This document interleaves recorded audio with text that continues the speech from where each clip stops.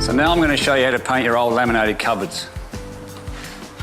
Calculate how much paint you'll need by multiplying the length of your cupboards by their height. That'll give you your square meterage. Now divide that by 12 and that will give you your literage. So you need to number all the doors so you know where they belong. Now remove all your door and drawer knobs and put them in a bag so you don't lose them. If the back of the doors are okay, use painter's tape to mask the back of the door so the edges are all nice and neat. Remove all your doors and your drawers. Now make sure you put drop sheets down and use masking tape to cover any areas you don't want to get any paint on. Make sure the doors are resting on trestles or boxes, and that will allow you to get to the sides.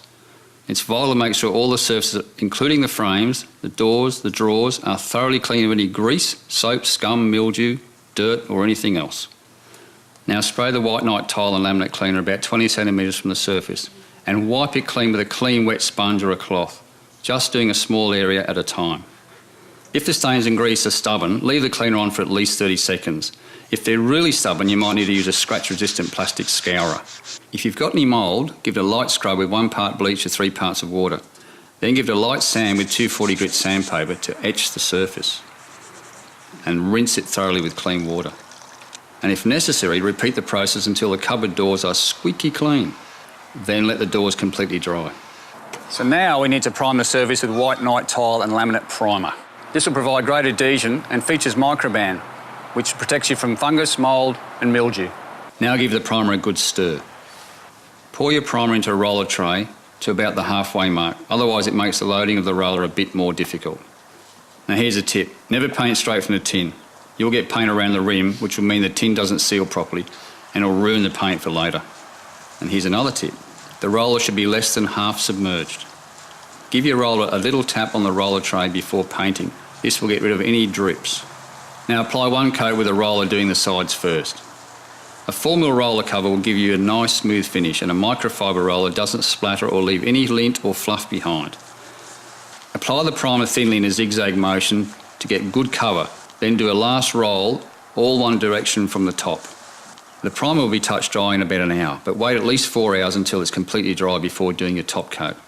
And leave it a little longer if it's cold, at least an hour or 2. Wash your roller and tray in soap and water straight away. Now we're going to do the top coat with a white night laminate paint. This provides great adhesion and also features microban, which protects you from fungus, mould and mildew. It has a satin finish and can be also tinted to any colour. If you want a gloss finish, use white night tile paint instead. Give your paint a good stir with a broad flat stirrer in a circular lifting motion. Give your doors a light sand with 240 grit paper and then wipe them down. Now apply your first coat with a roller. Paint the sides of the doors first, but don't put it on too thickly. When you've got a good coat on the door, do a last roll without reloading the roller, rolling in the same direction from the top to the bottom.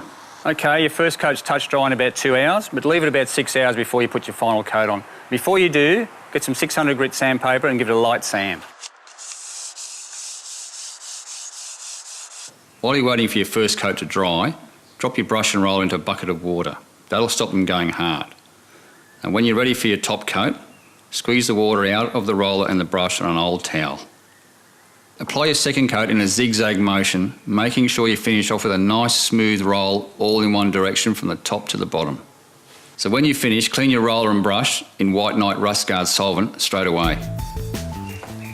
Now your paint will be fully dry in about 8 hours, but it won't achieve its maximum hardness for at least a week. So you need to protect it from any harsh washing or knocks for at least that long.